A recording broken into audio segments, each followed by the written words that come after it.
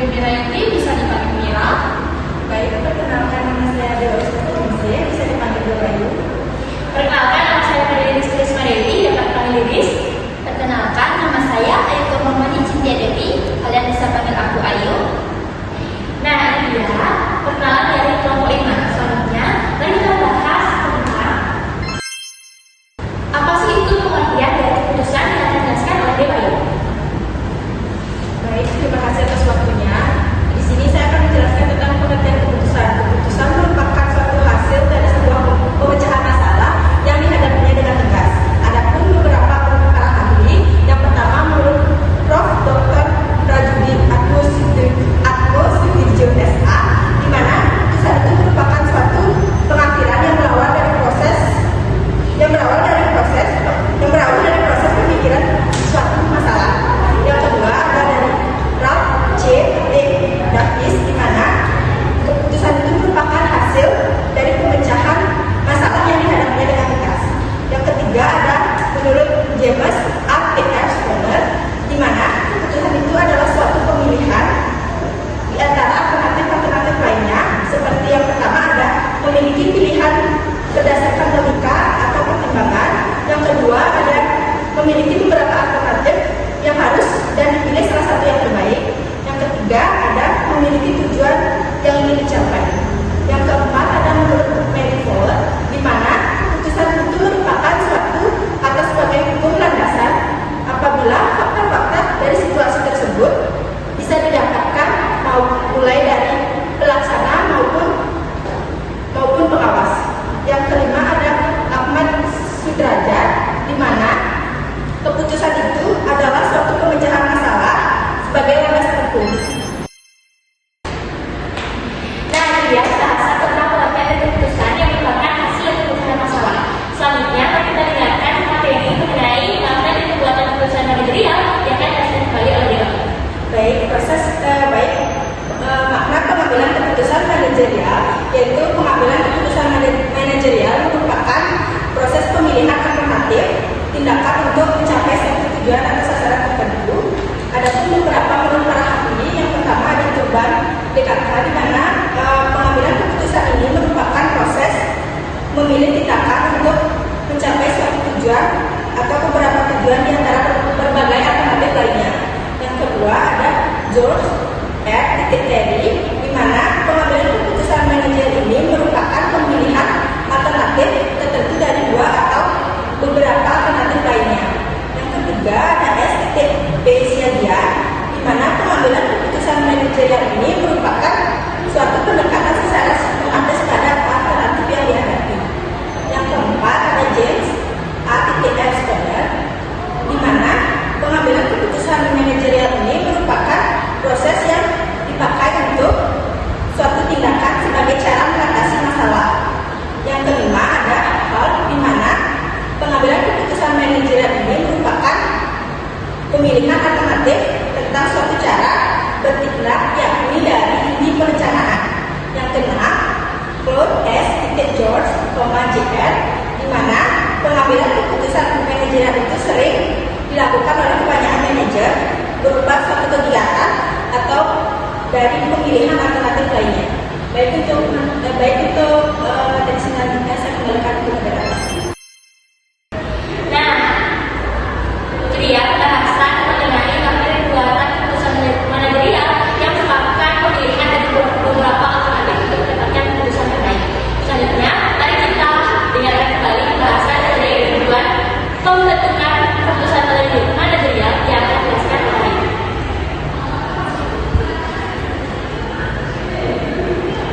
Baik, terima kasih kesempatannya Kak Iris dan teman-teman. Jadi tujuan pembentukan keputusan manajerial ini adalah supaya individu atau organisasi bisa menyelesaikan masalah dengan tepat, jadi tidak menghambat usaha maupun karir mereka.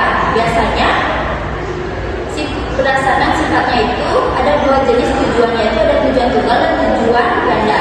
Nah, yang dimana tujuan tunggal ini hanya untuk keputusan satu masalah, jadi tidak bisa dikaitkan dengan masalah lain.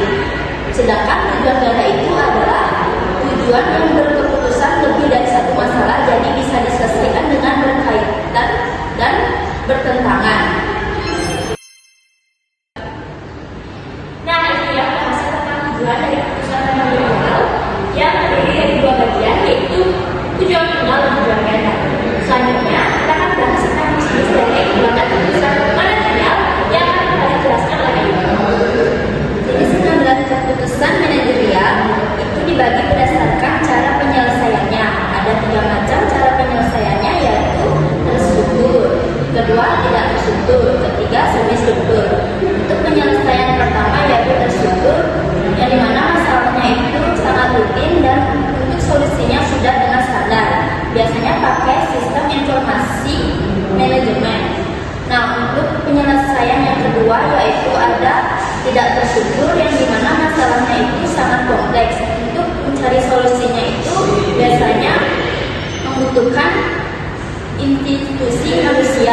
biasanya juga memakai sistem pakar. Yang ketiga itu ada semi struktur, yang dimana penyelesaiannya itu ada gabungan dari dua tipe, yaitu tipe terstruktur dan semi struktur, yang dimana adanya gabungan antara prosedur standar dan ada juga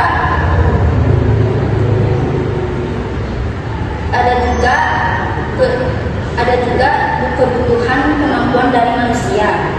Nah, selanjutnya ada jenis keputusan berdasarkan sifat dan waktu.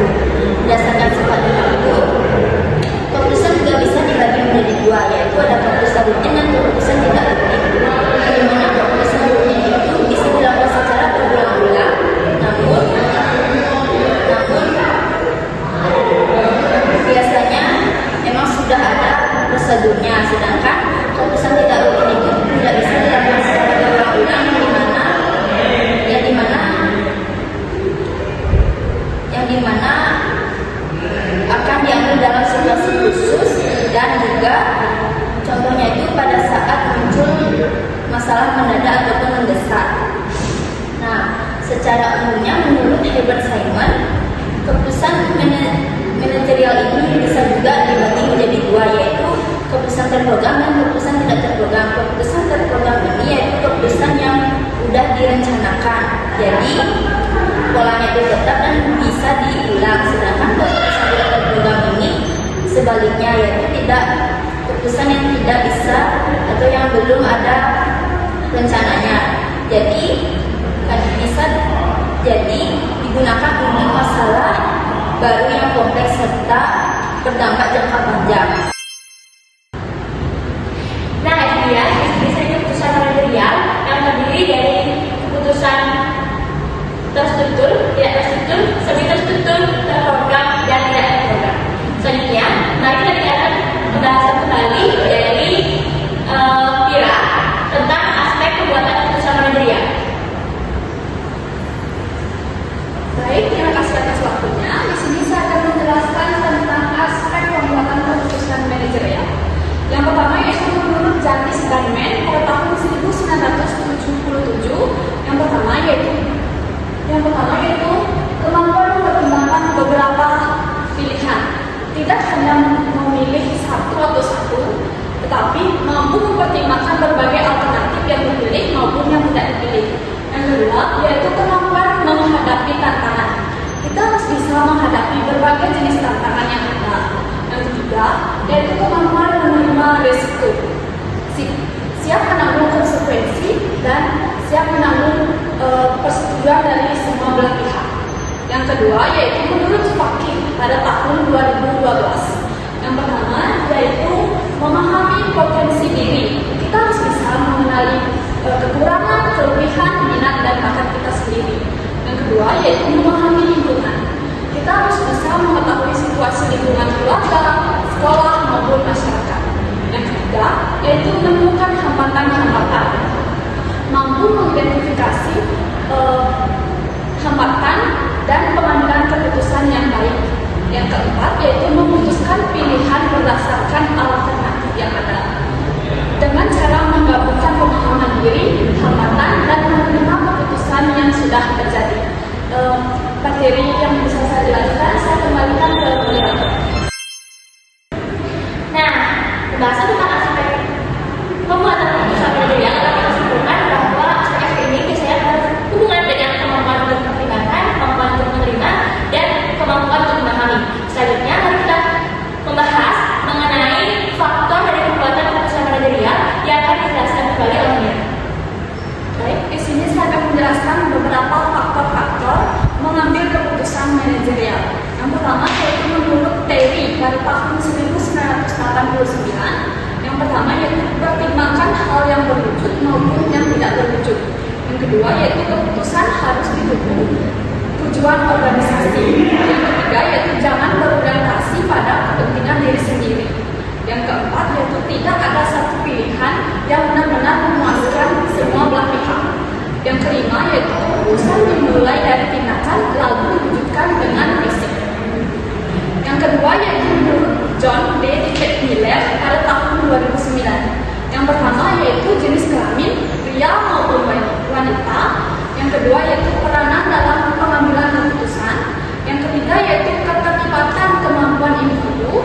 Yang keempat yaitu nilai-nilai dari individu. Yang kelima yaitu kepribadian, dan yang keenam yaitu kecenderungan mengambil resiko. Yang terakhir yaitu menurut Sumaryanto, Universitas Negeri Yogyakarta. Yang pertama yaitu posisi atau kedudukan. Yang kedua yaitu menghadapi masalah. Yang ketiga yaitu situasi. Yang keempat yaitu kondisi lingkungan. Dan yang kelima yaitu tujuan yang ingin dicapai. Sekian materi dari saya kembalikan ke moderator. Dapat kita simpulkan bahwa faktor pengambilan atau pembuatan keputusan manajerial itu berhubungan dengan kepentingan organisasi yang setelah kita mendengarkan tentang aspek faktor dan tujuan dari pembuatan keputusan manajerial, kita akan bahas sebagai tahap pembuatan keputusan manajerial yang berdasarkan sebagai tahap pembuatan keputusan manajerial itu terdiri dari tujuh tahap. Yang pertama yaitu menganalisis permasalahan yang terjadi.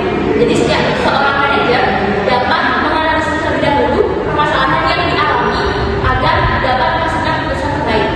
Kemudian yang kedua yaitu menganalisis informasi-informasi yang terkait dengan permasalahan tersebut agar apa yang dibuat dari keputusan tersebut sesuai dengan informasi yang akurat. Yang ketiga yaitu pengembangan alternatif.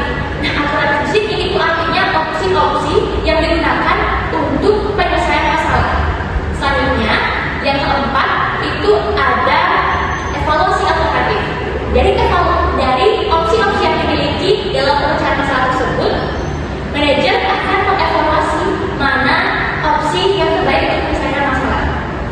Selanjutnya, yaitu pemilihan alternatif terbaik. Dari